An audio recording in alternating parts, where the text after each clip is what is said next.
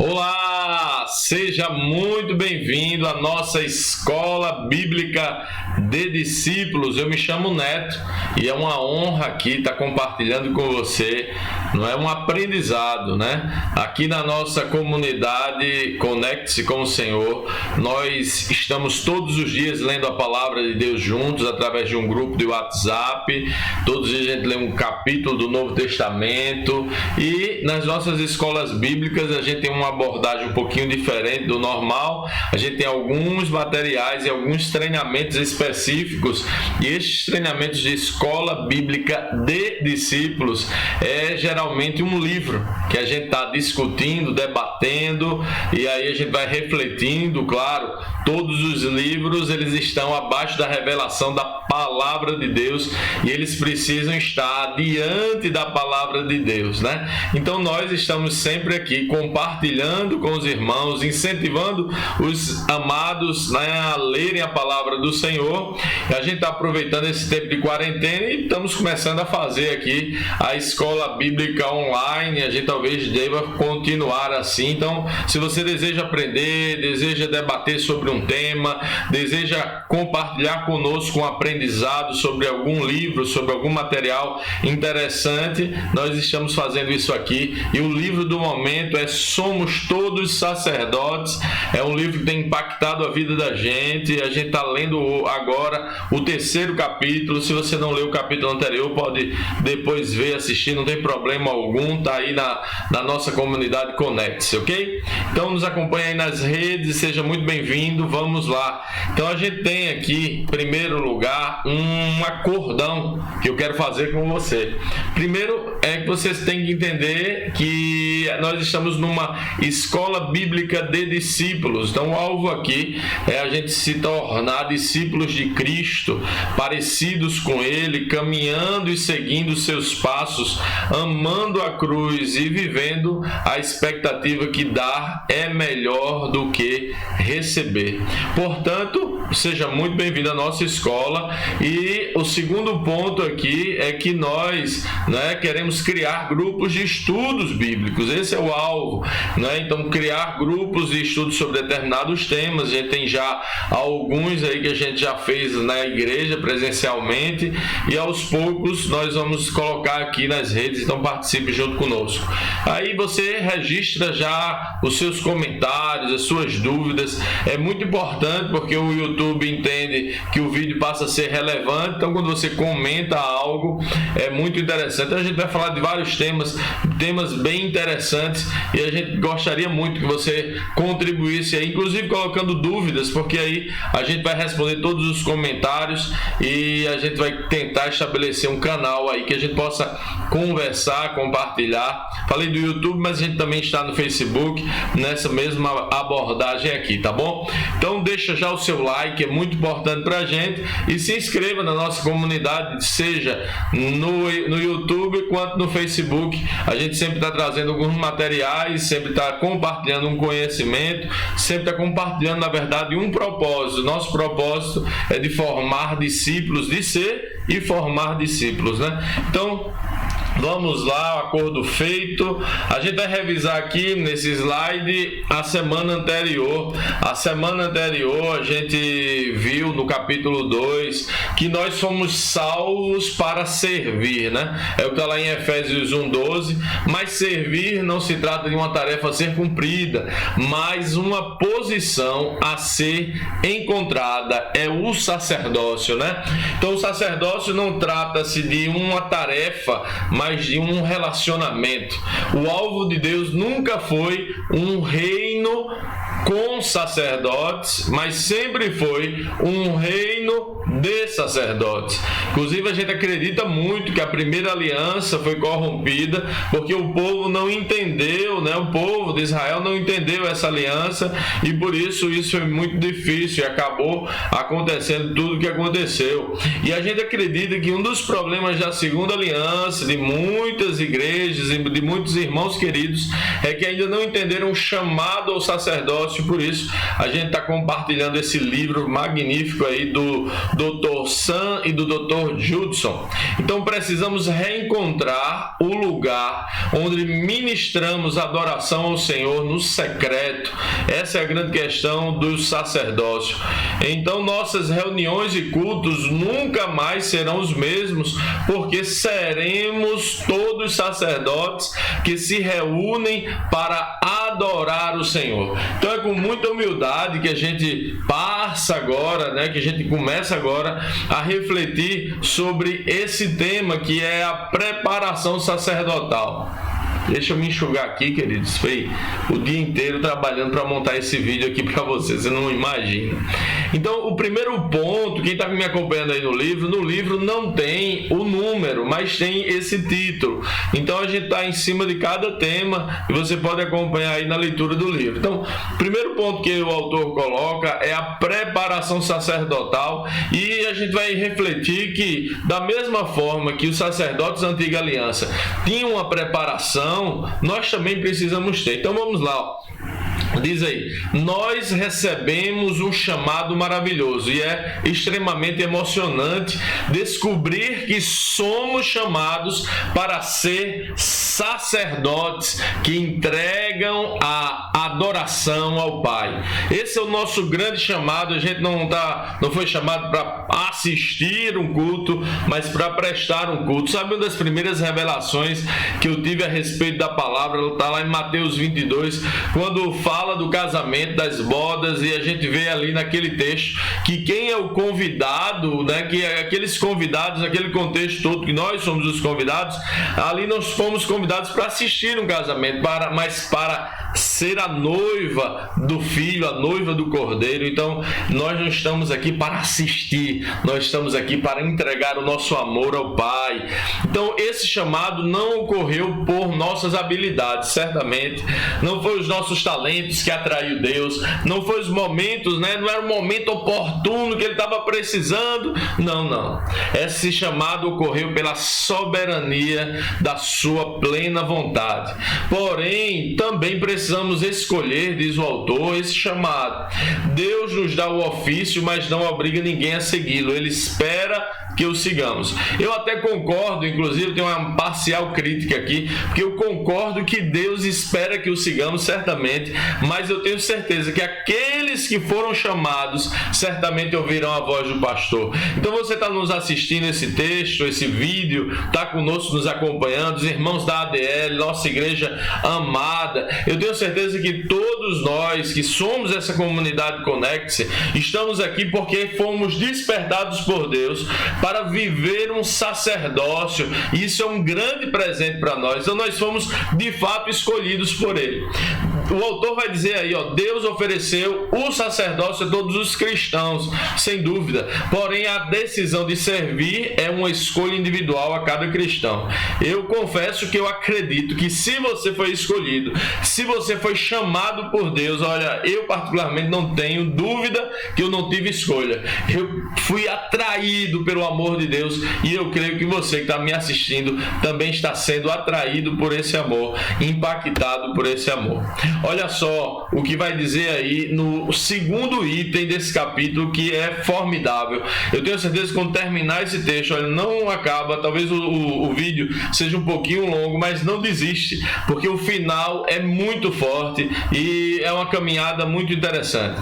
Diz aqui que o padrão, falava do padrão levítico da preparação. O que é isso? No Antigo Testamento nós vemos a instituição do sacerdócio, claro que desandou porque era um reino de sacerdotes e não um reino era um reino com sacerdotes e não um reino de sacerdotes. Qual a diferença? A diferença é que Deus quer que todos sejam sacerdotes, e diante da escolha do povo que disse, não, Moisés, sobe tu lá para que nós não morramos e fala tu conosco, diante daquela escolha o povo virou, aquele reino virou um reino com sacerdotes e não de sacerdotes. Então, porém, contudo, entretanto, é óbvio que o padrão do sacerdócio a gente precisa enxergar lá, porque cada um daqueles símbolos eram figuras e sombras para o que a gente precisa viver hoje. Então o povo de Deus do Velho Testamento só podia se aproximar de Deus através de um sacrifício substitutivo, ou seja, alguém levava lá um animal e esse animal era imolado por um sacerdote e assim havia aproximação. Olha o que ele está dizendo ali, ó, disponível através do serviço do sacerdote, de um terceiro, né? O sacerdote levava o penitente a Deus pelo sangue aspergido e então trazia a graça e o perdão de Deus ao penitente através da liturgia e do ritual. Por anos, este era o único meio de se aproximar de Deus. Veja, o sacerdote é o canal de aproximação com Deus. Naquela época, a única forma de se aproximar de Deus era levando o animal para que ele fizesse o sacrifício e ali trouxesse sobre o penitente graça e perdão, e era a única forma. É por isso que Paulo fala da fraqueza da antiga aliança e da sublimidade da nova aliança. E o autor do livro aqui vai dizer, ó, após a vinda de Cristo, o Espírito Santo começou a revelar que todos os parâmetros do sacerdócio, incluindo as vestes, os rituais e sacrifícios, eram sombras da realidade que se cumpriu em Jesus Cristo. A verdade é que tudo aquilo que era tão bonito, tão cheio de ritos e cheios de detalhes, eram símbolos, eram sombras. É por isso que é uma loucura alguém pensar em retomar o sacerdócio levítico e araônico, as vestes, os ritos, as festas, tudo isso eram figuras. Paulo diz que caducou, elas têm uma simbologia para nós, elas têm uma simbologia especial, e é essa simbologia que a gente vai tentar enxergar hoje aqui, onde a gente vai confrontar aqui a respeito de como nós precisamos nos preparar. Veja só, quando Jesus fala em João 14,6, respondeu-lhe Jesus, eu sou o caminho e a verdade e a vida, ninguém vem ao Pai senão por mim. É verdade, olha só que coisa espetacular. Jesus está dizendo agora que em vez de ser o sacerdote, a ligação entre o homem e Deus, agora ele passa a ser o nosso sumo sacerdote, o sumo sacerdote que está sobre todos os sacerdotes que são chamados a ser sacerdotes, e agora ele mesmo é a ligação entre nós e Deus. Então, em vez da relação com Deus ser feita através de um outro homem ou através de um outro sacerdote, a nossa relação com o Pai agora é através de Jesus Cristo. Ele diz, ninguém vem ao Pai senão por mim. Lembra, veja o que aconteceu anteriormente. Anteriormente as pessoas iam ao Pai através de um sacerdote humano, de um sacrifício limitado, porque aquele sacrifício de animais, ele produzia pouco efeito, mas Jesus se entregou na cruz para produzir a religação, para produzir novamente e agora eternamente uma religação entre nós e Deus. Aquilo que os sacerdotes faziam agora está na nossa posição, porque agora nós temos Jesus para entrar diante da sua santa presença. Então muda a dinâmica, mas o princípio é o mesmo.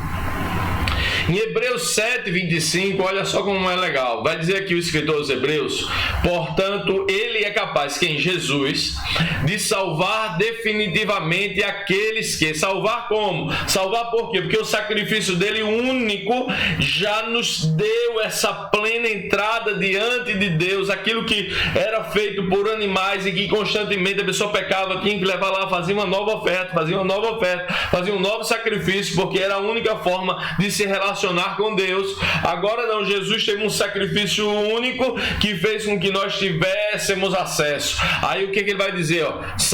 É capaz de salvar definitivamente aqueles que, por meio dele, aproximam-se de Deus. Então Jesus é o meio pelo qual nós nos aproximamos de Deus.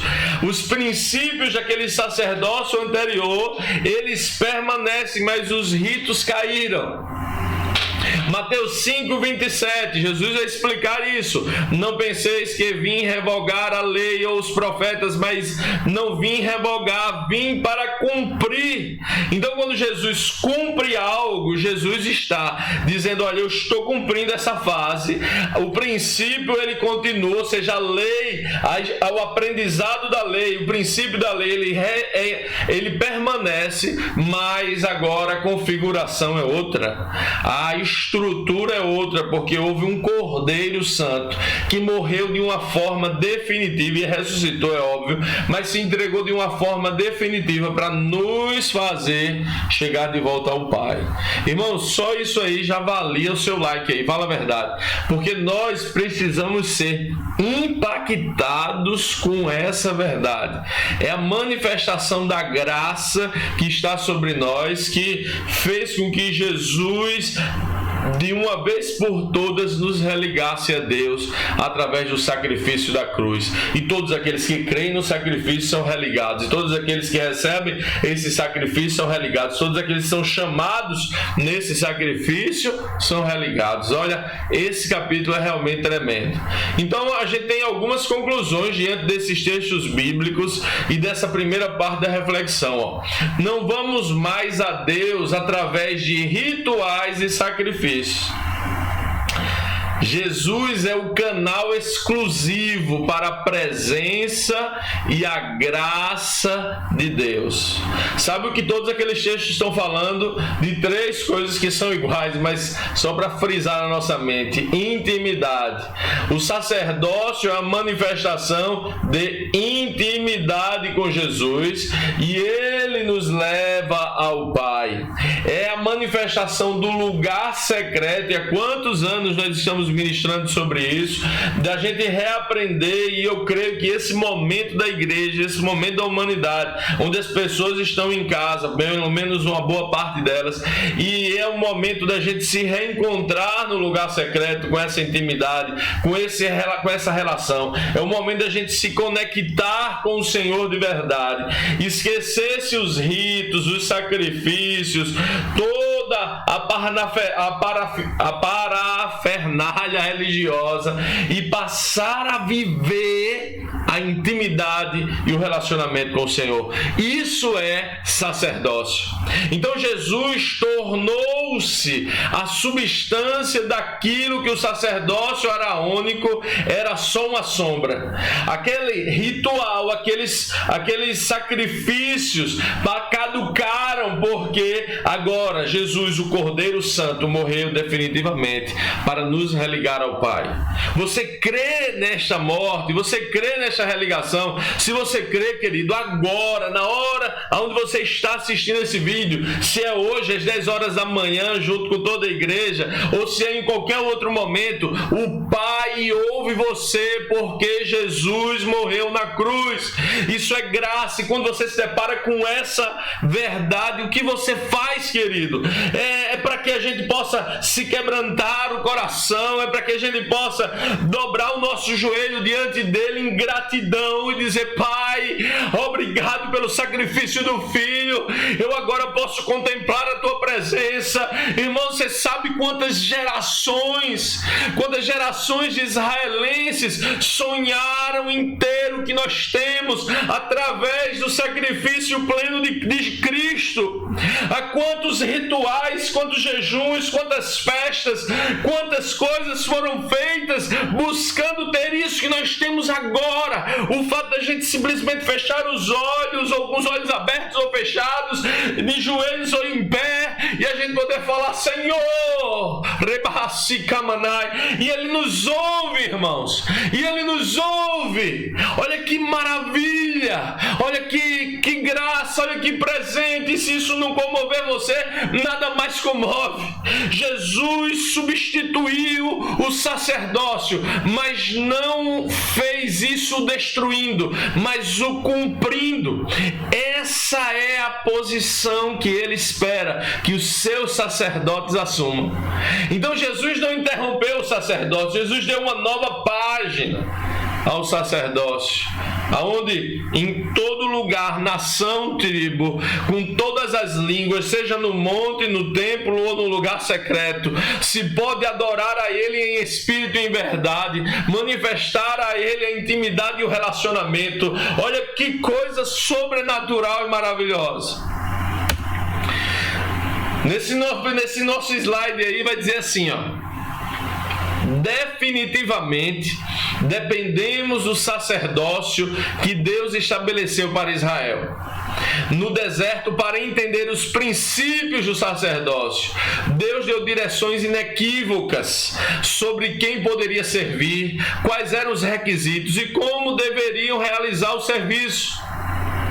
Nada no Novo Testamento viola os princípios espirituais por trás destas direções explícitas. Os ritos caíram, mas as direções são as mesmas. Não é porque todos foram chamados ao sacerdócio que podemos realizá-lo de todo jeito. É necessário que haja preparação diária e contínua para o sacerdócio. Toda vez que você vê de vermelho alguma palavra é porque ela é minha, não do autor. E eu creio assim, eu creio que o sacerdócio é uma entrega, é uma cooperação, é uma entrega total, e nós precisamos nos preparar para essa honra. Imagine se o governador fosse na sua casa, você se prepararia para isso.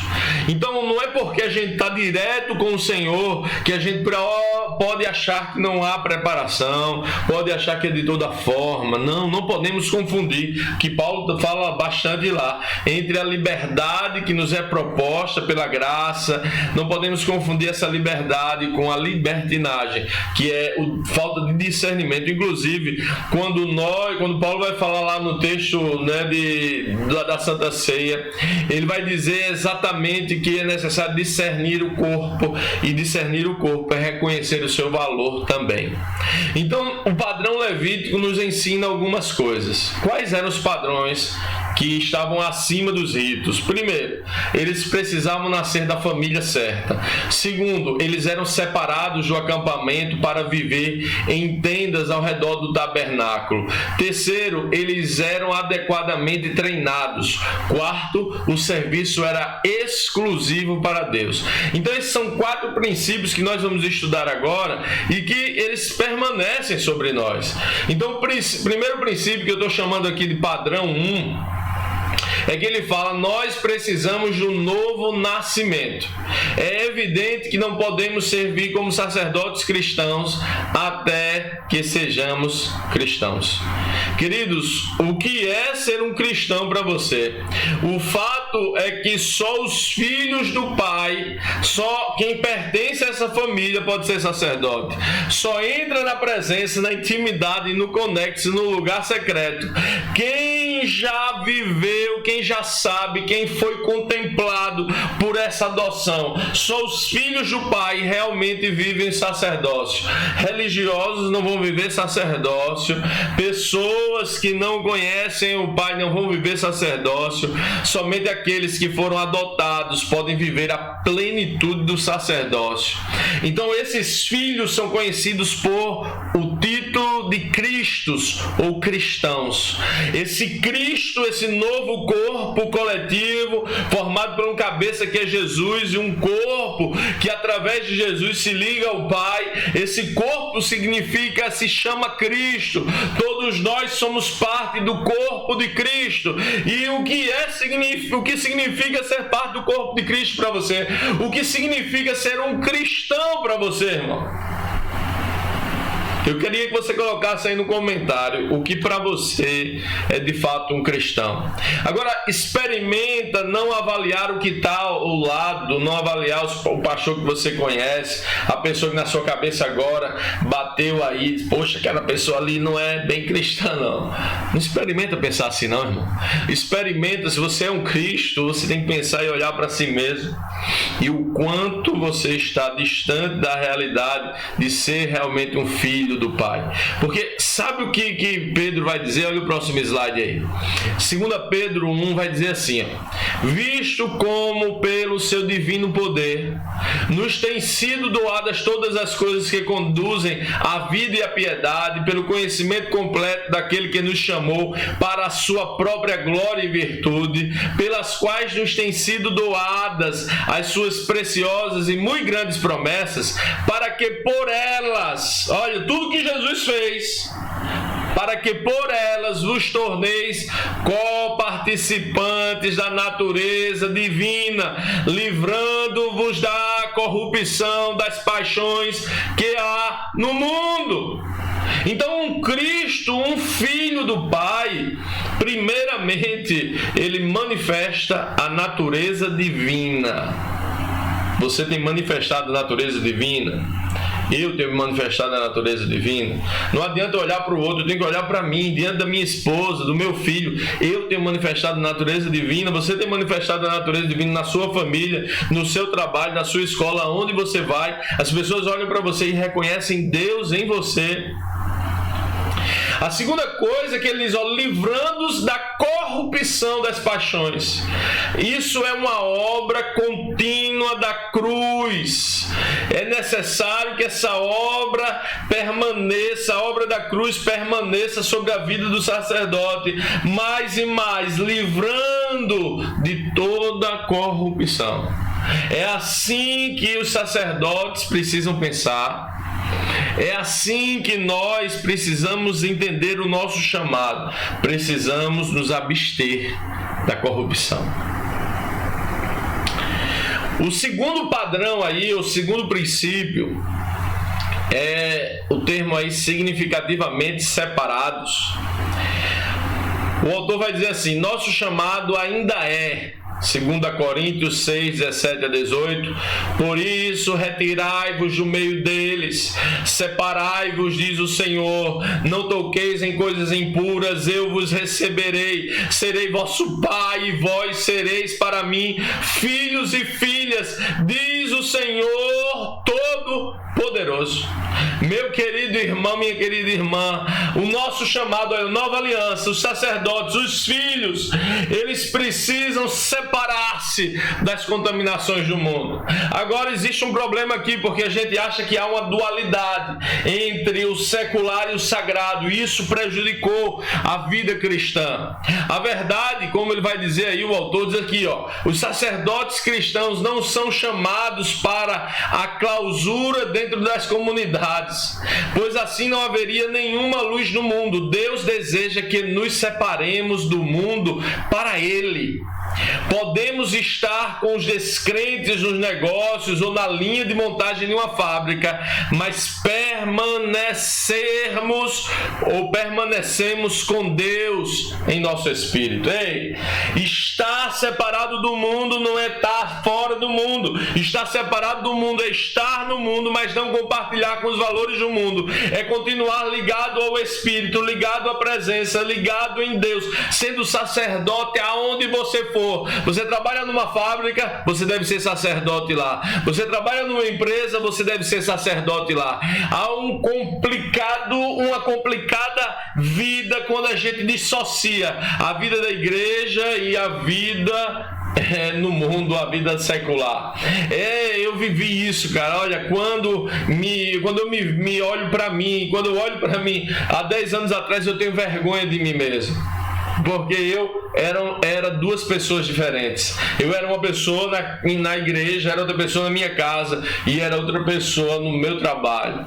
E em um determinado momento o Espírito disse, olha, não é assim. Eu preciso que você seja integralmente filho, integralmente sacerdote. Aonde você for, o meu reino se move em você. Aleluia. Veja que João 17, Jesus vai dizer assim, na oração ao Pai: não peço que os tires do mundo, e sim que os guardes do mal. Eles não são do mundo, como também eu não sou. Você é do mundo, irmão.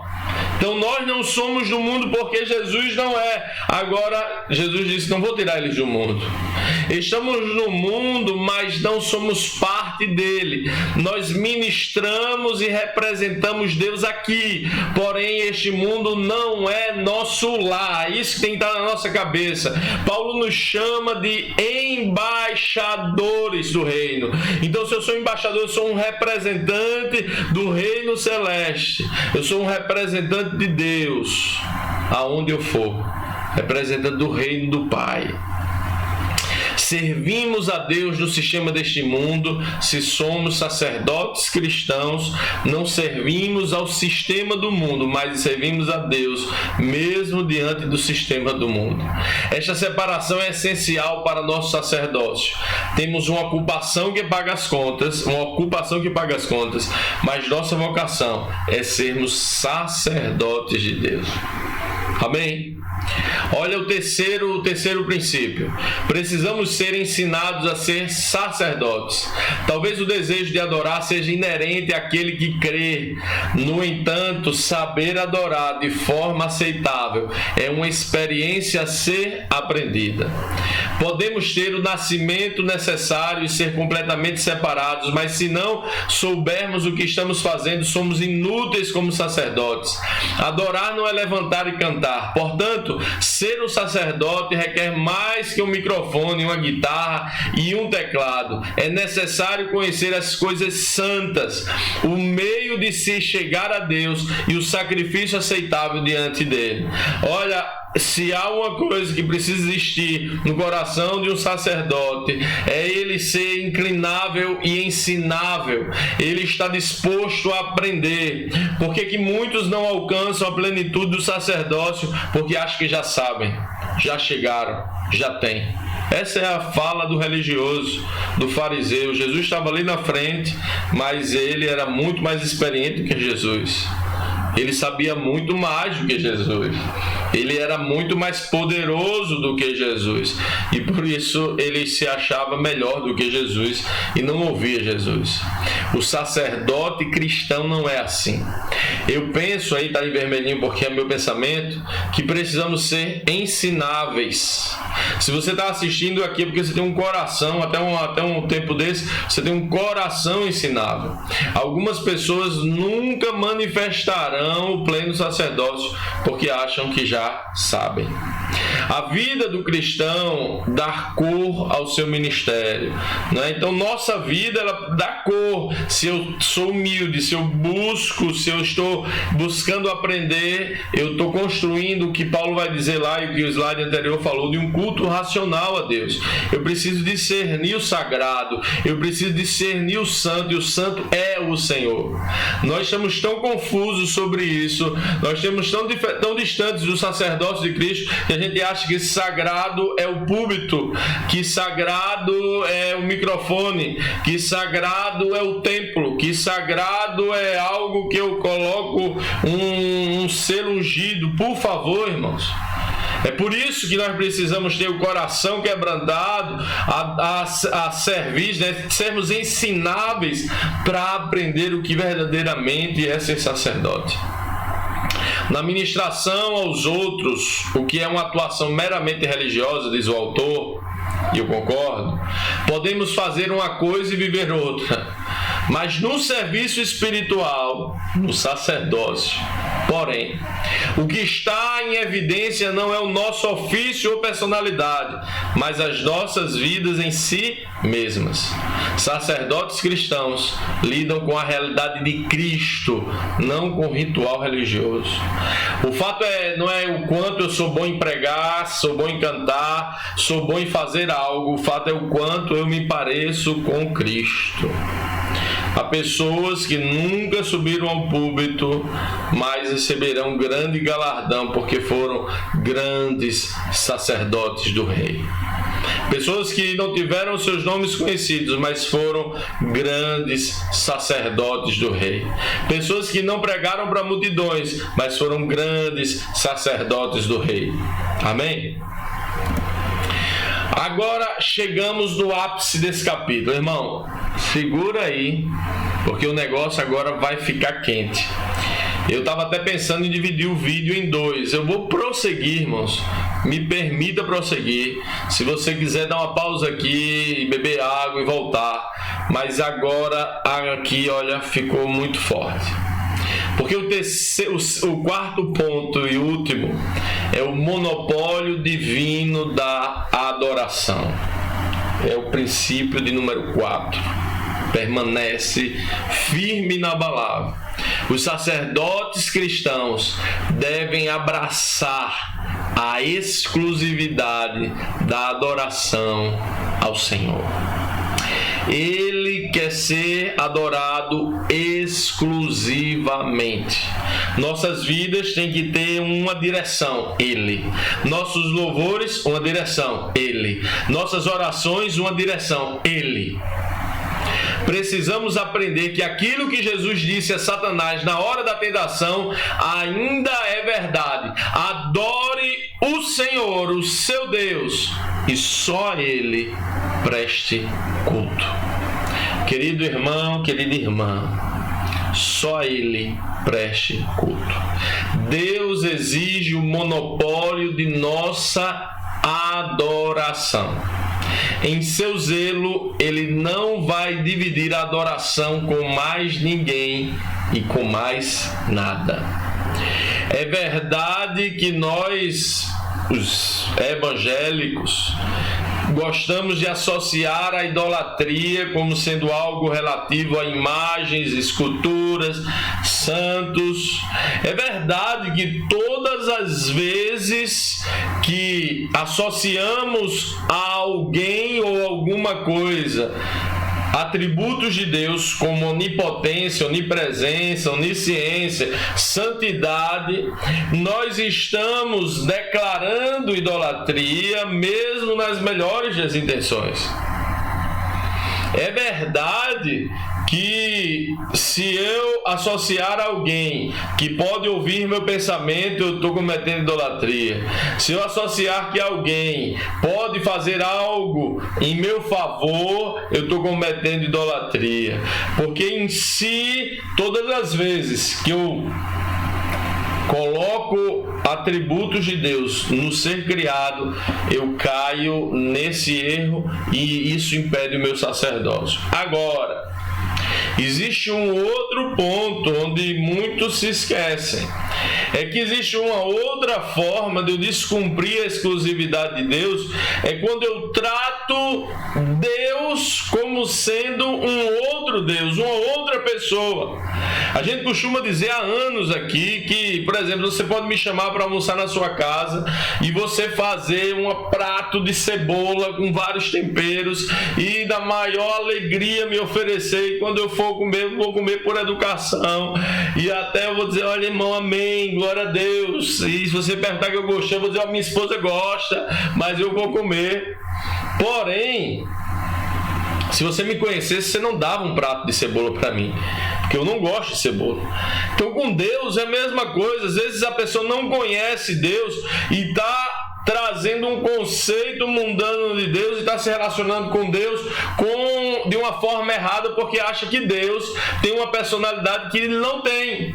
E isso também é falhar na adoração exclusiva a Ele. Isso também é idolatria. Assim como o sacerdote do Velho Testamento vivia só para o serviço a Jeová, da mesma forma temos que adorar exclusivamente a Deus.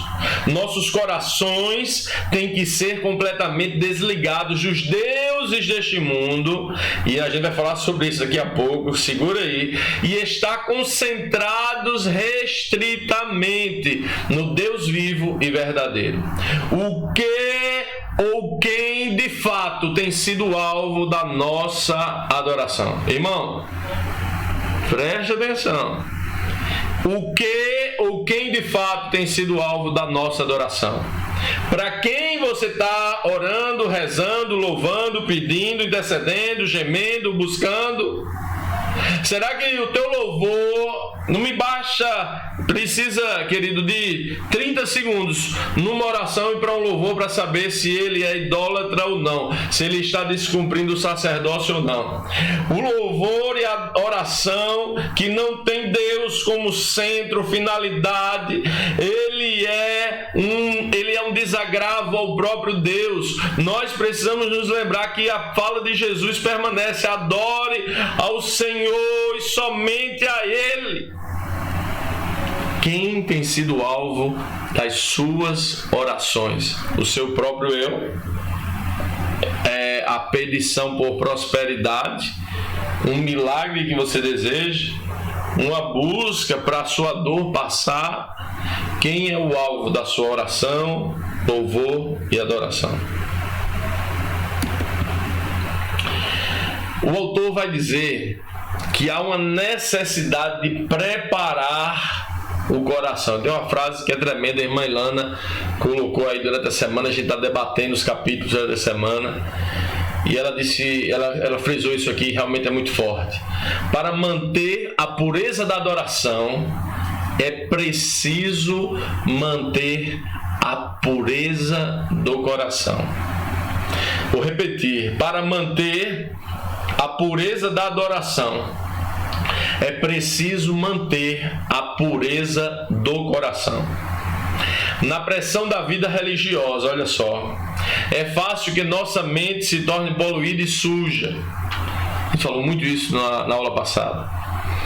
Com frequência abraçamos conceitos e filosofias sem examiná-las sobre a luz da palavra de Deus. E o povo de Israel foi assim e passou várias vezes esse cenário, onde eles se afastaram do sacerdócio, da intimidade, da vontade de Deus. E Deus levantou o profeta Samuel e em um determinado momento crítico, Samuel falou assim, diz o texto: falou Samuel a toda a casa de Israel, dizendo: se é de todo o vosso coração que voltais ao Senhor, de todo o vosso coração que você volta ao Senhor, que você se volta para Ele, é de todo o seu coração. Aí Samuel diz: se é de todo o coração, tirai dentre vós os deuses estranhos e os astarotes, e preparai o coração ao Senhor, e servi a Ele só, e servi a Ele só. A palavra servir aí é a palavra abade, e abade a Ele só, e cultuai a Ele só, e Ele vos livrará das mãos dos filisteus. Eu acho que essa palavra não podia ser mais contemporânea. Então os filhos de Israel tiraram dentre si os balaíns e os astarotes e serviram só ao Senhor. Aleluia. Veja, meu querido irmão, que há uma necessidade, se nós queremos nos voltar ao Senhor, de preparar o nosso coração, de retirar os deuses estranhos de nossos corações. É a forma que precisamos preparar. Agora, quem eram esses deuses estranhos para Samuel? Quem é que ele estava se referindo? Olha que coisa muito forte a gente vai ver a partir de agora, se segura aí.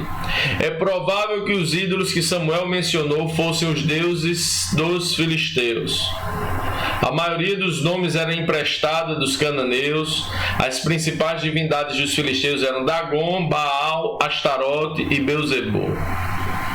Aí você me diz: ah não, isso está fora, esse pessoal aí está já com nada, não tem mais influência nenhuma, esses deuses estranhos aí já caíram. Glória a Deus. Vamos ver se realmente é assim, porque quando a gente vai refletir, a gente vai ver que cada um desses falsos deuses representa uma filosofia que penetrou na igreja ao longo dos anos, séculos, e chegou até nós. É necessário que hoje, para vivermos o sacerdócio pleno, para sermos esse reino de sacerdócio, para darmos o nosso coração ao Senhor, nos voltarmos realmente para Ele, é necessário tirar os deuses estranhos. Muitas vezes o nosso problema é que estamos nos relacionando com Deus como se Ele fosse um desses falsos deuses. Que tal fazermos um autoexame? Olha, não desliga não, continua até o fim. Eu quero ver o que você vai achar aí. Coloquei até as imagenzinhas dos animaizinhos aí, ó. Esse aí é uma das imagens do Dagon. Sabe o que é Dagon? Irmão, quando eu vi isso aqui, fiquei chocado. Ele é conhecido como o Deus da provisão. A filosofia religiosa por trás de Dagon era ser este um Deus de provisão. Por isso as pessoas buscavam ele. Porque se as pessoas buscassem ele, ele ia abrir as mãos e ia satisfazer os desejos. Dagon era um Deus que se buscava para que não passasse necessidades, fome, para que tivessem riquezas. Olha o que o autor vai dizer, irmão. Não sou eu. O que é preto é dele, o que é vermelho é meu. Há teologias flutuantes hoje que nos ensinam que a única razão prática para servir a Deus é porque o futuro que Ele tem preparado para nós inclui uma Ferrari. O autor diz isso aí. A verdade, eu estava conversando com minha esposa ontem e a gente estava conversando e ela viu alguém falando: olha, venha para Jesus, porque Jesus vai te abençoar, Jesus vai te levantar, Jesus vai fazer isso por você. Será que essa pessoa estava falando de Jesus? Será que essa pessoa realmente conhece o Deus da Bíblia, conhece o Pai? Ou ela está promovendo e chamando alguém para uma relação com um Deus que se parece com Dagon, irmão? Se agarrarmos a mão de Deus por Ele ser provedor, vamos perder de vista o real significado da adoração. Provisão é um derivado do nosso relacionamento com Deus, não é o produto principal. Nós não buscamos a Deus para parar de sofrer, ou para ter uma bênção, ou para ter a provisão, meu irmão. Ele é o Deus da provisão, sim, da verdadeira provisão, mas nós não buscamos a Ele por isso. Questiona-se se a atual doutrina da prosperidade em nossas igrejas pode ter raízes mais na filosofia de Dagon do que no ensino da palavra de Deus. Nós podemos chegar mais perto de Deus se os nossos pensamentos... Aliás, deixa eu voltar. Não poderemos chegar mais perto de Deus se os nossos pensamentos durante a oração e o louvor forem: eu sei que se eu fizer isso, Ele vai me abençoar com outro docinho amanhã. Eu vou entregar algo a Deus, porque se eu fizer, irmãos, lembre-se que Lúcifer caiu porque entrou comércio no seu coração. Ele não caiu, querido, fazendo a coisa errada. Ele caiu fazendo a coisa certa pelo motivo errado. Ele caiu porque entrou comércio, e o comércio com Deus é intolerável. Eu não dou oferta, não dizimo, eu não faço nada para Deus para que Ele me abençoe, para que Ele me dê provisão. Isso não é um relacionamento com o Deus de Israel. Isto não é um relacionamento com o nosso Yeshua. Isso é um relacionamento, querido, com Dagon. Com Dagon se relaciona assim, não com Deus. Não é com o nosso Deus que se relaciona assim. Com o nosso Deus nós nos relacionamos como um pai amoroso, irmãos, como filhos que se relacionam com um pai amoroso. Filhos maduros e um pai amoroso. Esse é o nosso Deus, meu irmão. Quando essa é a força principal que nos leva à oração ou louvor, substituímos a revelação do Deus Jeová pelo conceito de Dagon. E Deus não quer ser visto como um Dagon. Deus quer ser conhecido como um Pai. Todas as vezes que nós nos relacionamos com Deus como Pai e relacionamos com Ele como moeda de troca, estamos tratando Ele como Dagon. E não se deve tratar Jeová como Dagon. minha primeira oração nessa escola bíblica é que você que está ouvindo, e talvez isso impacte você de alguma forma, talvez você até hoje entendeu e aprendeu sobre a prosperidade, diferente sobre dízimo, oferta, sobre a relação com Deus, talvez isso choque você. Eu cresci aprendendo a fazer sacrifícios para Deus, acendia velas, fazia promessas, fazia trocas. Quando comecei a conhecer o Evangelho, mudei só a roupa e aprendi também a fazer trocas com Deus, tratando Deus como Dagon. E alguém vai dizer, mas o milagre aconteceu, mas veio o favor. Irmãos, o caráter de Deus é imensurável, é maravilhoso, mas o que está errado muitas vezes é em nós, não é nele. Aliás, sempre está errado em nós, né? Toda vez que a gente trata o Pai como Dagon, comercializando com Ele, fazendo troca com Ele, nós estamos ferindo quem Ele é. Então a primeira oração aqui é que tiremos de nosso meio esse falso Deus. Essa é uma parte necessária para a preparação do coração dos sacerdotes. Não fazer nada por barganha, por comércio. Minha oração, Pai, agora, é que a igreja seja livre de todo espírito de Dagon. Que a igreja de Cristo seja liberta de todo espírito de barganha, de comércio, que os teus filhos possam te olhar como um pai amoroso, que sim, dá aos filhos que ama, mas mais do que isso, mais importante é a presença. Só para a gente ir para o próximo item. Quando o meu filho tinha 5 para 6 anos, eu fiquei desempregado. E meu filho teve uma festa, porque agora eu ia estar em casa todo dia com ele. É verdade, querido, que esse é o relacionamento que Deus quer ter com você. O segundo Deus falso aí é o Baal, o Deus caprichoso. Esse é interessante também. Baal era um Deus birrento, genioso e humano, no pior sentido da palavra, porque era egoísta e agia sem um padrão moral e ético. Por isso era necessário entregar ofertas continuamente para aplacar a sua ira. Porque se ele ficasse com raiva, se ele ficasse chateadinho, ele machucava as pessoas. Lendas de Baal ferindo crianças, ferindo pessoas, aborrecido, tocando fogo, porque ele tinha ficado chateado com alguma coisa e acordado naquele dia de mau humor. Quando na batalha com Elias, e Elias ora ali para descer fogo sobre os profetas de Baal, aliás, sobre a oferta, né? E Elias diz, gritem mais alto, vai que ele foi no banheiro, vai que ele não está aqui agora, falem mais alto. Porque na verdade não era que não existia um Baal, era que esse Baal era, no termo que o autor do livro usa, caprichoso. É nesse sentido que o autor usa esse texto, de alguém que mas não é, faz, mas não faz, que muda de ideia, e hoje abençoa, amanhã amaldiçoa, hoje está legal com você, amanhã está irado.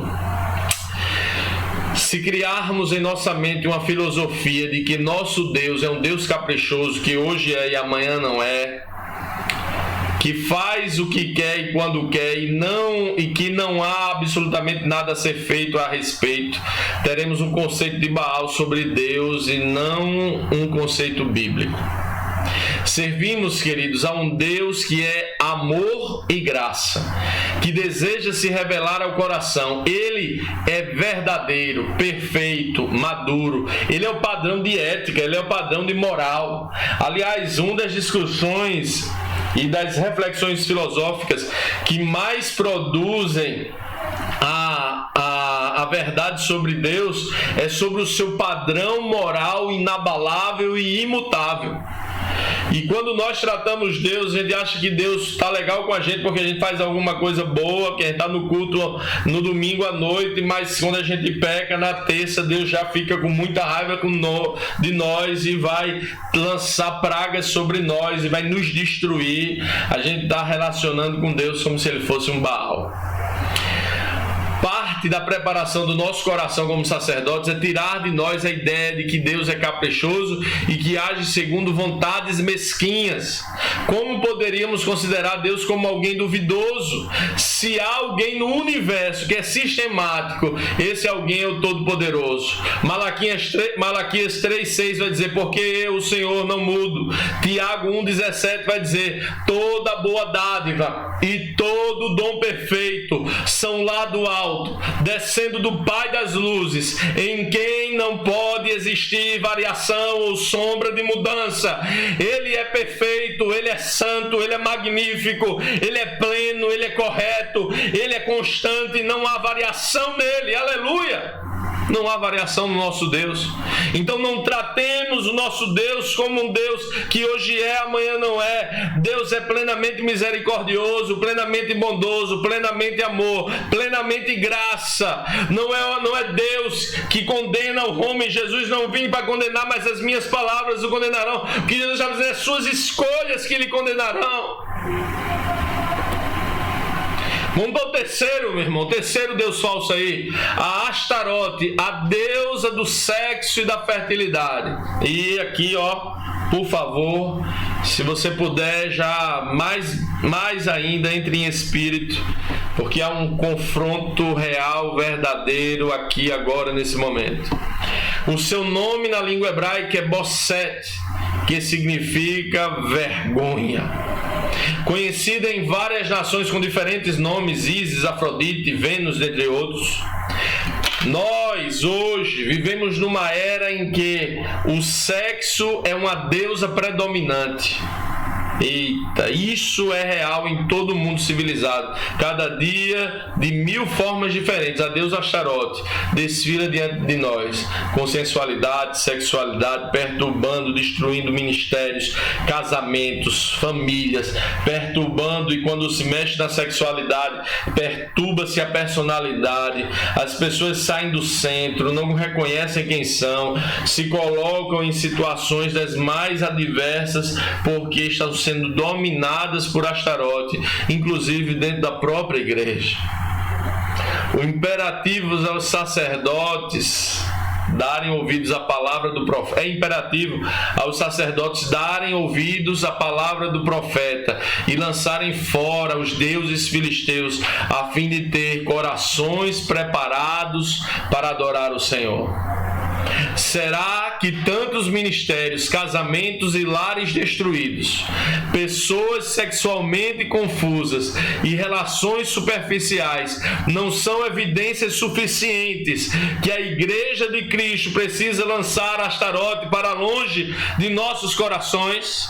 Irmãos, olhem toda a destruição, olhem as propagandas, olhem os filmes, as músicas, olhem as circunstâncias em que muitos casamentos, ministros do Evangelho, pessoas que já foram capazes de entregar a sua vida, se envolvem e pessoas caem, tropeçam, porque estão sendo dominadas por Astarote, num desejo sexual que fazem mulheres abandonarem seus casamentos, homens abandonarem suas famílias, pessoas a quebrarem vínculos, deixarem a plenitude do Evangelho para viver estritamente de migalhas, como porcos na lama, irmãos. Ah, queridos, homens, olha que o texto é muito forte. Se vocês amam a Jesus e aspiram a aceitar o chamado de Deus para serem sacerdotes, comprometam-se a fazer uma aliança com seus olhos e digam: eu quero desafiar você a junto comigo aqui, eu e você, a gente fazer uma aliança agora contra Astarote. A própria oração aqui já revela o seu alvo. Porque há homens presos na pornografia, pessoas que estão me assistindo agora, presos no adultério. Há homens escondidos num casamento, mas vivendo relações conjugais ilícitas, homossexualismo, pessoas perturbadas que não conseguem se libertar. Mas em nome de Jesus, hoje você é livre. Em nome de Jesus, você está sendo chamado para fazer uma oração e para estabelecer um novo patamar para a sua vida. Por isso eu convoco você a orar agora, aonde você estiver, e dizer junto comigo, leia junto comigo: Senhor, como homem, desejo que me ajude a não alimentar a minha imaginação com a lama que o mundo joga sobre mim. Eu lanço Astarote fora da minha vida. Eu não quero esta deusa da fertilidade, essa insinuação sexual que fica constantemente vagando pelos cômodos da minha imaginação. Eu quero que Deus seja glorificado em tudo que eu pensar ou fizer, em nome de Jesus. Seja curado, querido. E se você precisa de ajuda, essa é uma das áreas que você não pode ficar calado. Se você tem problema com a pornografia, você precisa ser discipulado, você precisa ter alguém que possa te ajudar, orar junto com você. Se você vive em adultério, em homossexualismo, tem jeito para a tua vida, sim. Astarote não governa sobre você, Cristo governa sobre você. Da mesma forma, as mulheres que a cada dia se tornam mais sensuais. Olha só qual a proposta do livro. Mulheres, o mundo também apresenta Astarote diante de vocês de todas as formas possíveis. Apresentam histórias de lascívia e perversão como se fosse amor. Parece amor. O cara chega com uma conversa, uma história que você ouve, uma fala, um conto, uma novela, alguém que se aproxima. Parece amor, mas na verdade é perversão e lascívia.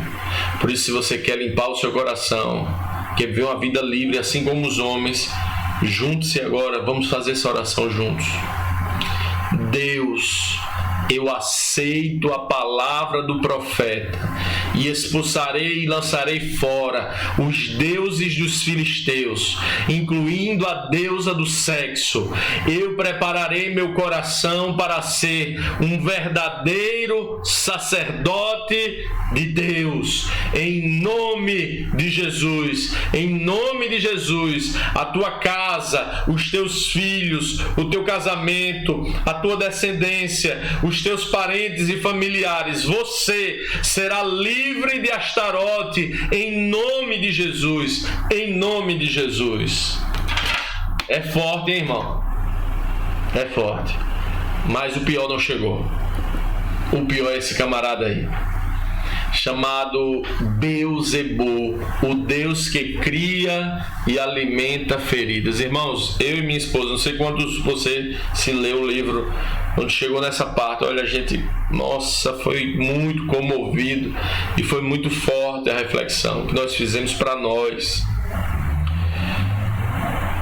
Chamado por príncipe dos demônios por Jesus em vários textos, Mateus 10, 12, 3, 11. Jesus o identificou como Satanás em Mateus 12, Marcos 3, Lucas 11. O Beelzebul significa o Senhor das moscas, que nome apropriado para um demônio, pois as moscas são atraídas para as feridas, cortes e carne infectada, e assim também os demônios.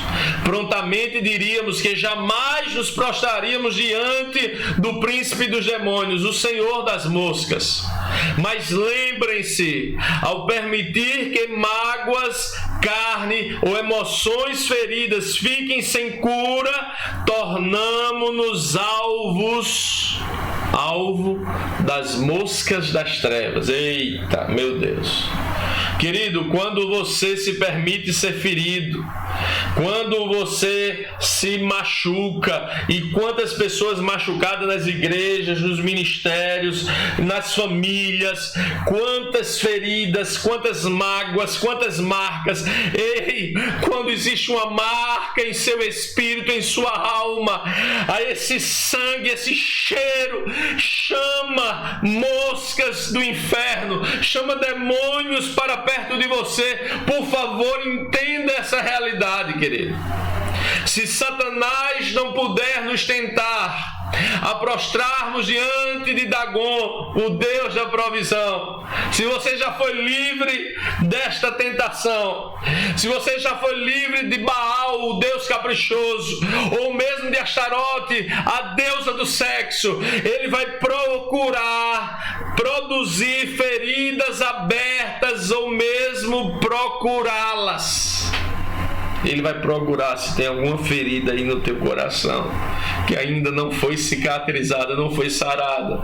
Uma palavra que alguém te disse, que um pastor, que uma pastora, que algum irmão da igreja, que o teu marido, que a tua esposa, os teus pais, os teus filhos, algo que está ferido e que não foi sarado. Você olha para aquela pessoa, você não quer conversar com ela, você está machucado, você até fala, mas dentro de si há uma repugnância. Olha, querido, você precisa ser curado, porque esse é o lugar de entrada para Belzebu. Estamos vivendo um tempo de ataques violentos de Belzebu contra algumas igrejas que deixam feridas sangrentas em famílias e amigos de congregações divididas. A igreja que passa por uma divisão conhece a profundidade dessas feridas. O cheiro de sangue atrai moscas de uma cidade a outra, irmãos. Olha, tenho duas coisas para te dizer. Primeiro nós não podemos olhar para o outro, mas a gente precisa aprender a entender. Eu já vi tantas circunstâncias, pregações, palavras de pastores que esperam Deus da vingança e são brechas para Belzebu. Pessoas que entram na batalha espiritual achando que estão indo em favor de Deus, mas estão indo contra si mesmas, abrindo brechas para Belzebu, porque oram contra outros ministérios, oram contra o vizinho, oram para doenças, oram para pessoas serem amaldiçoadas, irmãos. Isso não é batalha espiritual, isso é abertura, legalidade a Belzebu. O cristão, o filho do Pai, ele tem a natureza do Pai, ele é amoroso, misericordioso, bondoso, benigno, ele deseja o bem a quem lhe fere a face, ele ama o que lhe odeia. Mas todas as vezes que você falha nisso, você está abrindo uma brecha para Belzebu, irmãos. Olha, a segunda coisa que eu quero te dizer é que nossa igreja já viveu um processo de divisão há muitos anos atrás, e a primeira coisa que o Espírito falava no meu coração é: por favor, não permita que haja rancor, ressentimento no coração dos meus filhos, porque o rancor e o ressentimento arrebata ele da minha presença, arrebata a igreja, porque Belzebu encontra legalidade para entrar, irmãos. Mais do que qualquer outra coisa, o ressentimento e o rancor é o legalismo para os verdugos, atormentadores, destruírem a comunhão da igreja, irmão. Esta semana mesmo nós vivemos isso, eu vivi isso. Esses dias eu recebi um vídeo muito ofensivo de uma pessoa muito amada, e esse vídeo ofensivo me machucou. Irmãos, eu fiquei ali enquanto eu não liberei, não entendi aquele processo. Eu fiquei machucado, fiquei mal, fiquei aborrecido, entrei no meu quarto, dormi cedo, não queria muita conversa porque eu estava ali tão machucado com aquilo, irmão. Quando eu entendi que aquela ferida despertava o cheiro para as moscas de Belzebu, eu disse: não, Senhor, limpa o meu coração, eu entrego perdão. Oh Pai, eu não permito que Belzebu domine sobre mim. Nem todas as feridas são causadas pelo príncipe dos demônios, pois podemos criar próprias feridas, mas certamente é o cheiro de sangue, ele enviará suas moscas. Por isso o autor do livro dá 3 conselhos para a gente: santos, não passem dos limites, controlem suas línguas. Cuidado com o que você fala, Cuidado com o que você responde. Cuidado com como você fala com sua esposa. Como você fala com seus filhos. Como você fala com seus pais. Como você fala com as pessoas na rua. Você pode estar produzindo feridas. Quantas pessoas foram feridas por homens e mulheres de Deus, feridas no corpo, feridas na alma, feridas no espírito, por palavras e por ações. 2. Não sejam responsáveis por criar suas próprias feridas com reações contrárias, ou alguma palavra impensada, ou mesmo atitude precipitada por algo que alguém fez. Às vezes as feridas são criadas nas nossas reações. Alguém age, em vez de a gente responder em amor e quebrar toda a estratégia de Beelzebul, a gente se magoa, se fere, reage de forma grosseira. E em vez de mostrar graça, mostramos o lado pecador do velho homem miserável. 3. Vão a Deus. Aconteceu algo, vão a Deus e confessem. Sejam curados rapidamente. Se não forem, haverá um enxame voando ao redor do seu cérebro. Satanás sabe como atacar, e o Senhor das moças fará de tudo para alimentar a carne crua. Ele vai mexer na ferida até que apodreça e cheire mal. O que era apenas uma ferida curável torna-se uma porta de infecção e doença que pode requerer uma amputação. Observação importante: Satanás não precisa usar uma arma para nos destruir. Suas moscas realizarão sua obra, ainda que seja bem devagar. Satanás é um ser eterno que tem muito tempo. Ele pode esperar morrermos dolorosa e vagarosamente.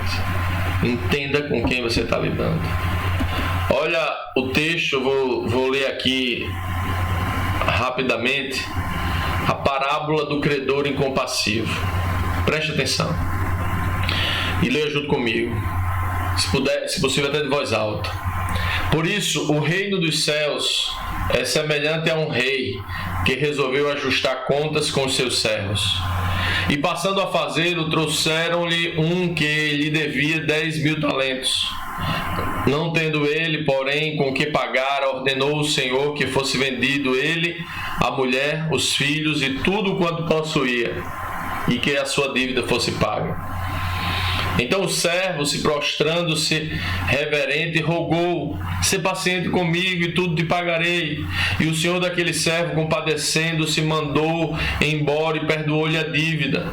Saindo, porém, aquele servo encontrou um dos seus conservos, outra pessoa, que lhe devia 100 denários, e agarrando-o sufocava, dizendo: "Paga-me o que me deves."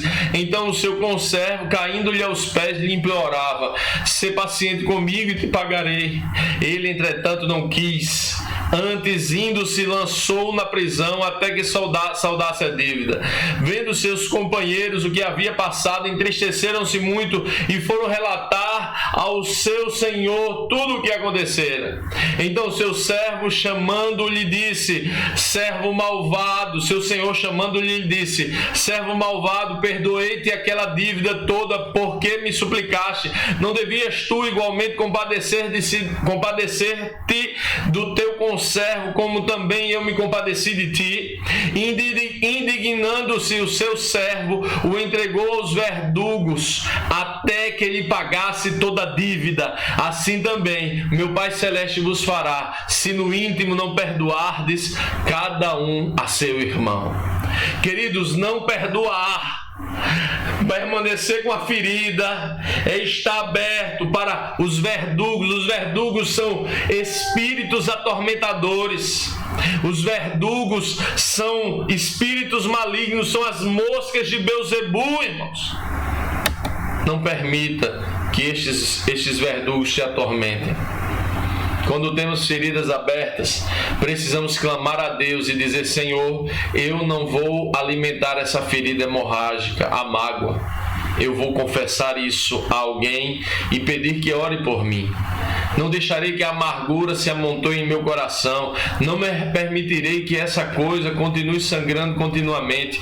Eu quero cura de Deus nessa área, para que Beelzebul, o príncipe das trevas, não me faça ficar constantemente espantando as moscas.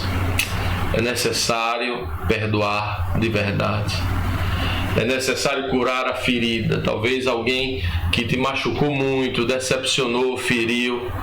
Talvez agora seja a hora de você, para não permitir que Beelzebul domine sobre você, seja a hora de você dizer: Senhor, eu libero o perdão. Talvez seja difícil. Olhe para a cruz. Olhe para o que Jesus fez por você. E olhando para Ele, você poderá dizer: eu perdoo em nome de Jesus. Aleluia. Já estamos terminando. E aí eu pego o item e volto lá para fechar. Porque nessa condição de preparar o coração, a gente tem que dispor o nosso coração para buscar a Deus. Mas isso só não é suficiente. Precisamos primeiro instruir nossos corações a abandonar a influência que os deuses do mundo exercem sobre nós. Esse é o primeiro passo na preparação de nossos corações para buscar a Deus. É necessário a gente olhar e ver se há deuses estranhos em nosso coração, se há alguma influência deles em nós, de Dagon, de Astarote, de Baal, de Beelzebul. 2 Crônicas 19:3 diz assim: boas coisas, contudo, se acharam em ti, porque tirastes os postes ídolos da terra e dispuseste o coração para buscares a Deus. Se você apresentar essa busca de retirar os bosques, os postes ídolos, tudo aquilo que são outros deuses da tua vida, o Senhor vai olhar e vai observar o seu coração, e Ele vai contemplar que diante disso você verdadeiramente dispôs o seu coração em buscá-lo. Às vezes a gente fala que buscar a Deus é tanta coisa, mas de fato buscar a Deus é abandonar os deuses mundanos, derrubar os postes ídolos e queimar os seus bosques.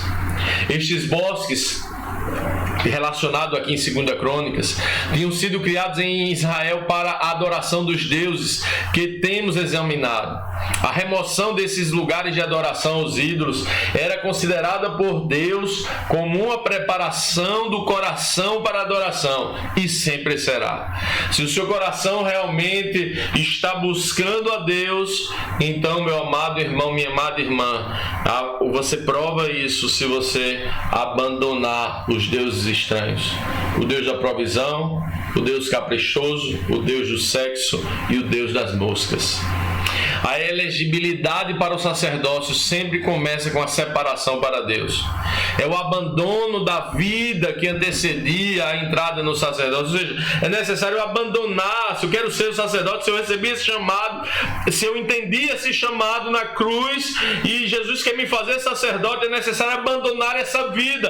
É necessário abandonar esses deuses. Há bosques em nossas vidas que precisam ser expurgados de nossas vidas até que isso aconteça. Nada mais pode ser feito para nos fazer sacerdotes qualificados. Você entende, irmãos?